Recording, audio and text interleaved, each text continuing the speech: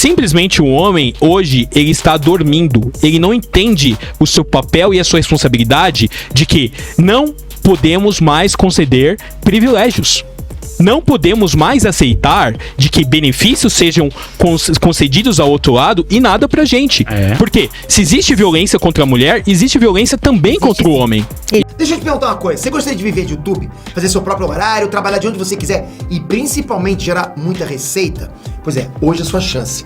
Finalmente a gente lançou o Viver de YouTube, que é o único treinamento no mercado que vai te acompanhar do absoluto zero até a criação do seu canal de sucesso. Quer garantir sua vaga e iniciar seus estudos agora mesmo? Basta você clicar no botão aí embaixo.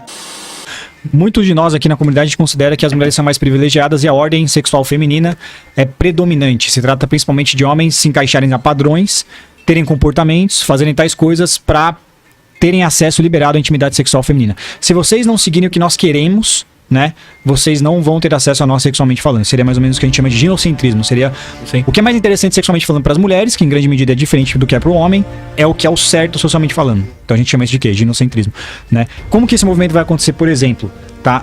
As mulheres, generalizando, elas vão ter uma sede insaciável, entre aspas, por recurso.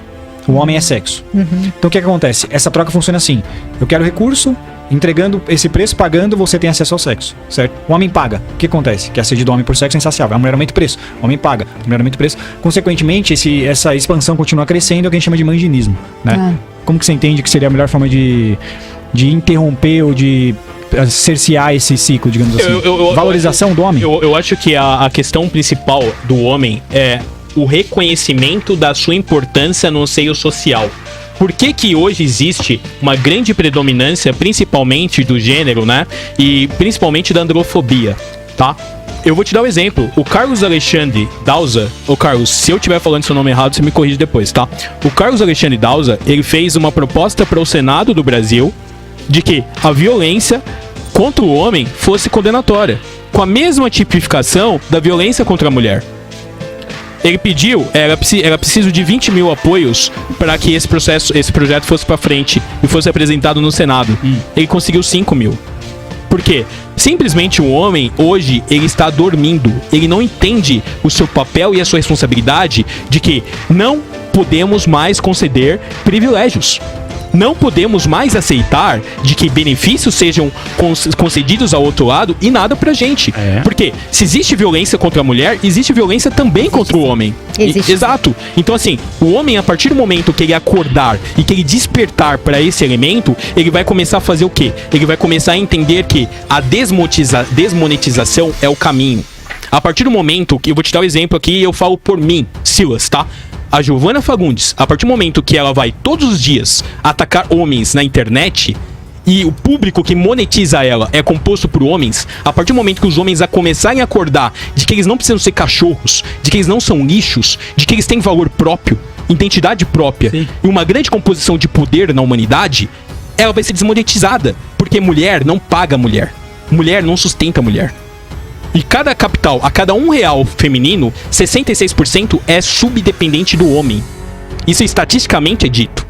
Então nós precisamos fortalecer, basicamente, o nosso mindset. Se o Luiz tivesse essa mínima migalha de Red Pill ontem, ele teria evitado a sua morte. O Luiz ontem, na cidade de Itu, é um senhor da cidade de Itu, 53 anos, ele tentou interromper uma briga entre um casal. E ele acabou sendo vitimado por essa briga simplesmente porque ele foi defender a menina. Naquela instância, sem entender melhor o contexto, o cara estava com uma tesoura atacando uma menina grávida e a família dela. Ele foi como um grande herói tentar defender essa menina. E simplesmente, o cara que tentou atacar a menina já tinha uma ficha criminal de homicídio. A menina já visitava o cara na cadeia, né? O cara foi preso agora em diante em questão. E ela vai visitar o cara normalmente. Se ele tivesse entendido o valor que ele tem, que é simplesmente a responsabilidade social que ele tem, que é chamar a polícia e não simplesmente se entregar aos elementos de super-herói, do grande, né, o papel do homem, do protetor, né, e assim diante, ele teria visto que era uma situação para não se envolver. O que nós homens precisamos fazer é isso, é incorporar melhor o nosso valor, o nosso estilo e principalmente parar de monetizar. Hoje essas meninas que atacam homens, a androfobia é totalmente autorizada. Você não vai ver numa grande mídia, numa Rede Globo da Vida. Humor de mulher consiste em zoar homem. Exato. Não tem uma humorista que o stand-up dela do começo ao fim é aloprando homem. Não Mas tem... os canais A questão não é não pode zoar homem, a questão é que não tem outro humor que é engraçado Sim, pra você sim. fazer. Mas os canais que são propagados como canais de ódio são os masculinistas. Até quando a gente vai ficar nessa guerrinha homem contra mulher, enquanto nossa sociedade aqui tá padecendo de fome? Nós temos elementos muito mais importantes dentro da nossa sociedade. E a gente tá dando valor pra briguinha de homem contra mulher.